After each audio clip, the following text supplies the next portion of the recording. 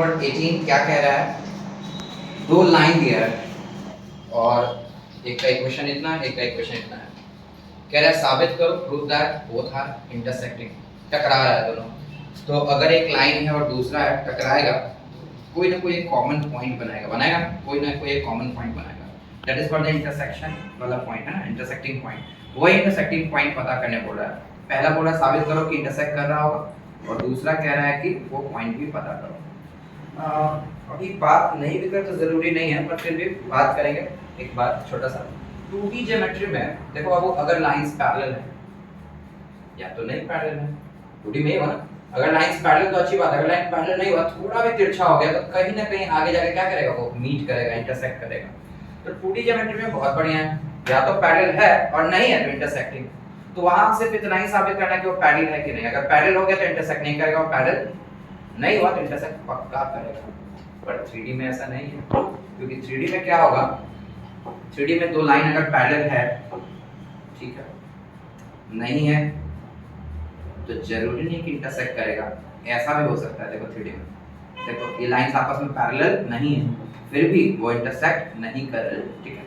तो हमें साबित करना है कि इंटरसेक्ट है। कैसे अभी काम करेंगे, इस स्ट्रैटेजी पे आएंगे।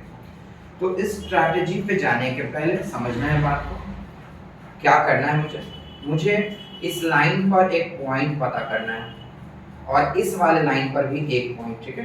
फिर से इस लाइन पे एक पॉइंट और इस लाइन पे एक पॉइंट, ऐसा पॉइंट जो दोनों में एक ही हो, समान हो, सेम हो, कॉमन हो। कॉमन होगा अगर इंटरसेक्ट कब करेगा, जब दोनों में एक पॉइंट सेम होगा। सेम होगा मतलब इसका एक पॉइंट का कोऑर्डिनेट और इसके एक पॉइंट का कोऑर्डिनेट एक्स वाई जेड दोनों आपस में क्या होना चाहिए, बराबर होना चाहिए।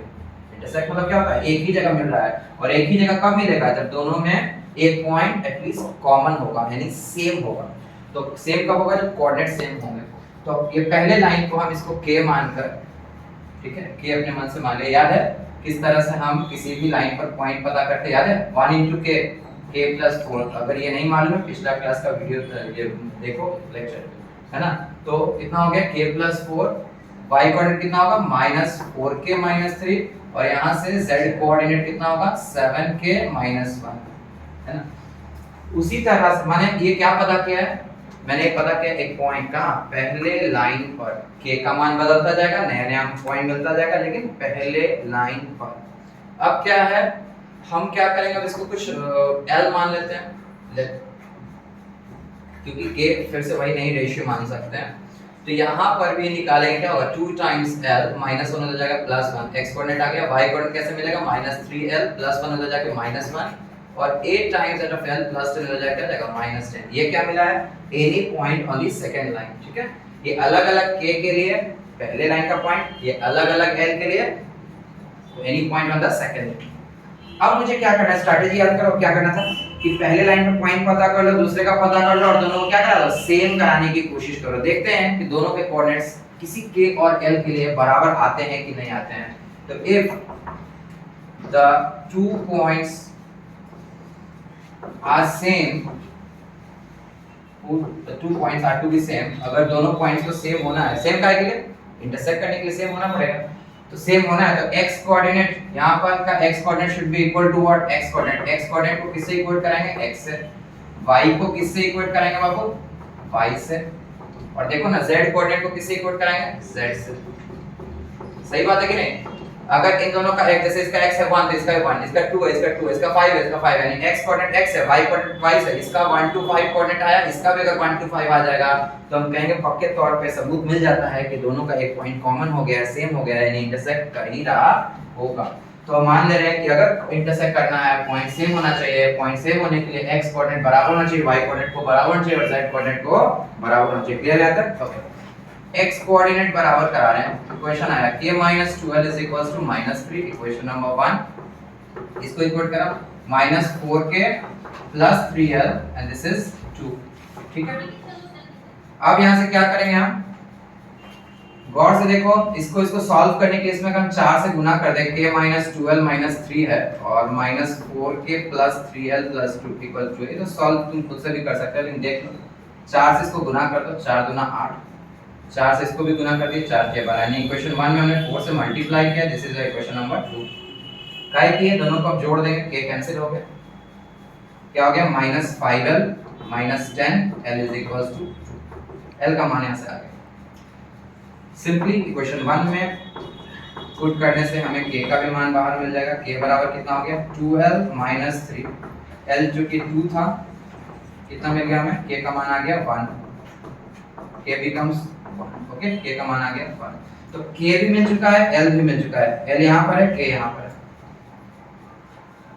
अब तो बात समझो कि k और l तो मिलना ही था, तो सर आ गया आंसर, नहीं अभी नहीं हुआ खत्म कहानी, क्योंकि k और l दो इक्वेशन सॉल्व करके कुछ ना कुछ तो हमें मिलना था, और ये कुछ ना कुछ मिलना ये बता रहा है कि इस k और l के लिए x भी बराबर होगा y भी, क्योंकि वहीं से हम इक्वेशन में थे। फिर से इस k और l के लिए दोनों का x भी बराबर, जैसे इसका 1 और 2 होना है तो इसका भी 1 और 2 होना है, बराबर होना है। लेकिन इस k l के लिए हो सकता है कि इसका z 5 आ जाए, इसका z 7 आ जाए, तो क्या फिर तो पूरी तरह से कोऑर्डिनेट बराबर नहीं हुआ ना। इसीलिए जरूरी है कि तीनों चीज x y z तीनों बराबर हो, इसके लिए हम एक लाइन और कदम बढ़ाएंगे। यहाँ से क्लियर है कि x y बराबर है, यही के l के लिए z कोऑर्डिनेट भी बराबर है कि नहीं, आओ चेक करते हैं। तो LHS में भरेंगे 7k - 1, k का मान हमारा 1 है, 6 आया। RHS में भरेंगे 8l - 10, l का मान हमारा 2 है, ये भी 8 2 16 में 10 के 6 हो। चूंकि LHS RHS बराबर है, क्या मतलब इसका, LHS RHS बराबर, इसका ये मतलब है कि जिस के l के लिए x हमारा और y हमारा बराबर था, उसी के l के लिए z कोऑर्डिनेट भी बराबर है। इसका मतलब सबूत हो गया कि x कोऑर्डिनेट तो बराबर था ही, y कोऑर्डिनेट तो बराबर था ही, उसी के l के लिए z कोऑर्डिनेट भी बराबर, एक पॉसिबल क्रिएटिविटी है। अगर बाय द वे इस के l के लिए x और z कोऑर्डिनेट इसका बराबर नहीं हो पाता, तो कहते हैं कि ये पॉइंट आपस में बराबर नहीं हो सकता है, इसका मतलब लाइंस इंटरसेक्टिंग नहीं है। कब, जब LHS RHS बराबर नहीं होता तब। लेकिन चूंकि LHS RHS बराबर हो चुका है, इसका मतलब है कि x तो बराबर था, y तो बराबर था और z भी बराबर है, इसलिए ये lines are therefore lines are intersecting. इसमें एक और बात कहा है कि लाइन अगर इंटरसेक्टिंग है तो वो पॉइंट भी पता करो। देयरफॉर पॉइंट ऑफ इंटरसेक्शन हम देख लेते हैं।